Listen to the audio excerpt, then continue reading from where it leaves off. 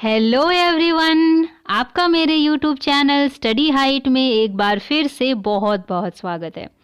आज हम लोग इस वीडियो में कमला दास द्वारा लिखा गया बहुत ही इंटरेस्टिंग पोएम पढ़ने वाले हैं जिसका नाम है माय ग्रैंडमदर्स हाउस, मेरी दादी माँ का घर। दोस्तों, अगर आप मेरे चैनल में पहली बार विजिट कर रहे हैं तो मेरे चैनल को सब्सक्राइब कर लीजिए और पास में ही जो बेल आइकन दिख रहा है उसे ज़रूर प्रेस कर ले ताकि आपको मेरे वीडियोस के नोटिफिकेशंस मिलती रहे। ये वीडियो अच्छा लगे तो लाइक और शेयर ज़रूर कीजिएगा।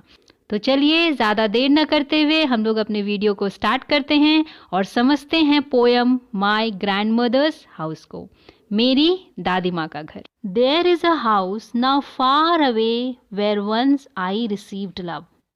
कमला दास कहती हैं कि एक घर है अब जो कि बहुत दूर है, जहाँ कभी मुझे बहुत ज़्यादा लाड प्यार और दुलार मिला। कमला दास की अब शादी हो चुकी है, अब वो अपने हस्बैंड के साथ रहती हैं। That woman died. और जिस वुमेन ने, जिस लेडी ने उन्हें इतना ज़्यादा लाड़ प्यार और दुलार दिया, वो अब मर चुकी है, उनकी डेथ हो चुकी है। पोएट कमला दास किसके बारे में बात कर रही हैं? वो बात कर रही हैं अपनी ग्रैंड मदर के बारे में, वो अपनी दादी के बारे में बात कर रही हैं कि कैसे जब वो छोटी थी और वो अपनी ग्रैंड मदर के साथ रहती थी उनके घर में, तो उनकी दादी उनको बहुत ज़्यादा प्यार करती थी, बहुत ज़्यादा दुलार करती थी। वो अपनी दादी को बहुत ज़्यादा मिस करती हैं। The house withdrew into silence.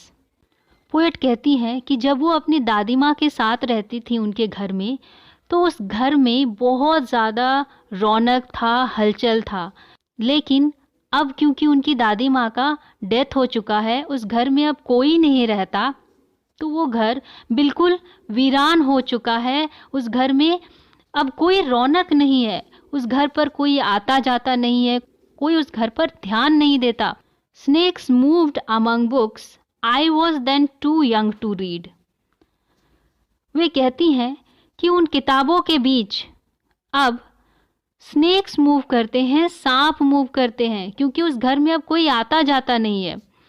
उन किताबों को पढ़ने के लिए तब मैं बहुत छोटी थी, तब मैं उन किताबों को पढ़ नहीं पाती थी, समझ नहीं पाती थी। And my blood turn cold like the moon. Kamala Das पुरानी यादों में खो जाती हैं। वो कहती हैं कि कैसे जब उनकी दादी जिंदा थी तो उस घर में कितनी ज़्यादा रौनक थी, हलचल थी। अब उनकी दादी नहीं रही और उस घर को ध्यान देने वाला भी कोई नहीं है। अब उस घर की किताबों के बीच सांप घूमते हैं। वो काफ़ी ज़्यादा दुखी हो जाती हैं कि वो घर वीरान हो चुका है, वहाँ पे अब कोई नहीं रहता। तो इस बात से उनका जो खून है बिल्कुल चांद की तरह ठंडा पड़ जाता है। तो इन लाइनों से हमें ये पता चलता है कि कमला दास कितनी ज़्यादा अपनी ग्रैंडमदर से अटैच्ड थी, उस घर से भी कितनी ज़्यादा अटैच थी, हमें इस लाइन से पता चलता है। How often I think of going there to peer through blind eyes of windows और just listen to the frozen air. तो पोएट कहती हैं कि मैं कितनी बार सोचती हूँ कि मैं अपने दादी माँ के घर में जाऊँ, उस घर में जाऊँ जहाँ पे मेरी दादी माँ ने मुझे इतना प्यार दिया, इतना दुलार दिया। To peer through the blind eyes of windows, यहाँ पे विंडोज को पर्सोनिफाई किया गया है, विंडोज को मानव की तरह दिखाया गया है। पोएट कहती हैं जब वो उस घर में अपनी दादी माँ के साथ रहती थी तो वो उसी खिड़कियों से, जो कि अब ब्लाइंड हो चुके हैं, अंधे हो चुके थे, लाइफ देखा करती थी, जिंदगियों को देखा करती थी।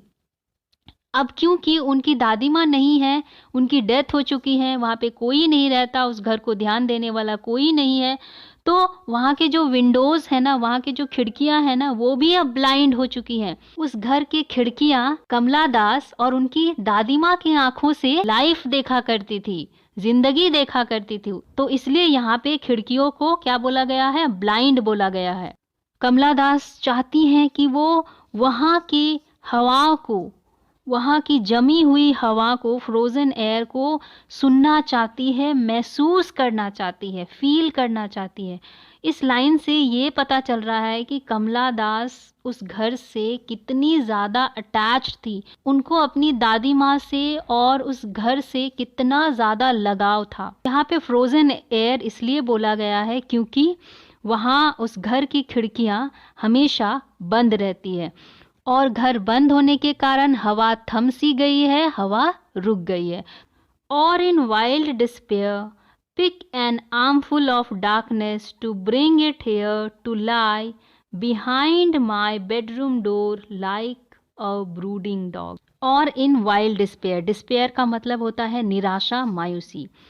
पोएट बहुत ज़्यादा मायूस हो जाती हैं, बहुत ज़्यादा निराश हो जाती हैं क्योंकि जो उनको इतना प्यार करता था वो अब इस दुनिया में नहीं है, वो उनको छोड़ के चली गई हैं।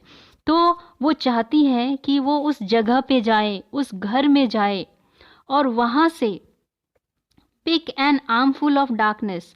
Pick an armful of darkness का मतलब है old memories of the grandmother's house. वो चाहती हैं कि वो अपनी दादी माँ की यादों को बिल्कुल समेट के अब वो अपने घर ले आए। कहाँ पे ले आए?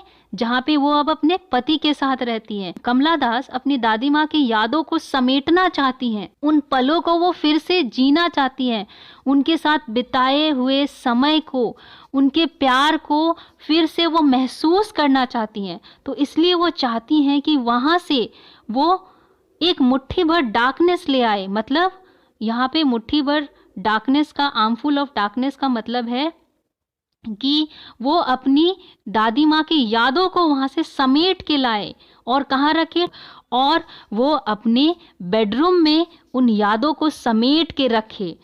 बिल्कुल कहाँ पे? Behind the bedroom door. और जो दरवाज़ा है, बेडरूम का दरवाज़ा है, बिल्कुल उसके पीछे रखे। लाइक अ ब्रूडिंग डॉग, ब्रूडिंग डॉग की तरह। ब्रूडिंग का मतलब होता है विचार मग्न, विचार करते हुए। तो जैसा जैसा एक ब्रूडिंग डॉग होता है जो विचार करता रहता है, सोचता रहता है, दरवाजे के पीछे बैठता है, बिल्कुल उसी तरह वो ग्रैंडमदर की यादों को कहाँ रखे? वो अपने बेडरूम के दरवाजे के पीछे रखे। वो इन यादों को समेटना चाहती है। तो इन लाइनों से हमें ये पता चलता है कि कमला दास अपनी ग्रैंडमदर को कितनी ज़्यादा मिस करती हैं। कमला दास अपने हस्बैंड से कहती हैं, you can not believe darling, आप विश्वास नहीं कर पाओगे। कैन यू, क्या आप विश्वास कर पाओगे क्या? That I lived in such a house and was proud and loved. मैं ऐसे घर में रहती थी जहाँ पे मुझे इतना ज़्यादा लाड, प्यार और दुलार मिला अपने ग्रैंडमदर से।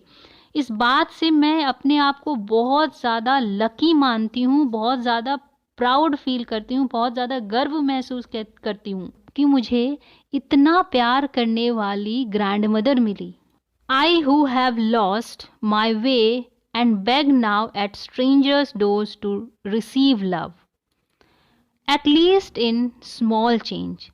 वो कहती हैं, लेकिन अब मैं अपना रास्ता खो चुकी हूँ, मैं अपना रास्ता भटक चुकी हूँ। कमला दास जी कहती हैं कि मैं उसी तरह का प्यार, अपनापन जैसी मेरी ग्रैंडमदर ने मुझे बचपन में दिया, उसी तरह का प्यार और अपनापन पाने के लिए अब मैं अजनबियों और अनजान लोगों के दरवाजे पर जाती हूँ, लेकिन उस तरह का सेल्फलेस प्यार और अपनापन उन्हें नहीं मिलता है। वो कहती हैं कि उस तरह का प्यार थोड़ा सा उन्हें मिल जाए तो उनकी ज़िंदगी में थोड़ा बदलाव आ जाएगा। आई होप दोस्तों आपको पोएम समझ में आ गया होगा। वीडियो अच्छी लगी तो लाइक और शेयर ज़रूर कीजिएगा। तो मिलते हैं हम लोग नेक्स्ट वीडियो में, तब तक के लिए गुड बाय।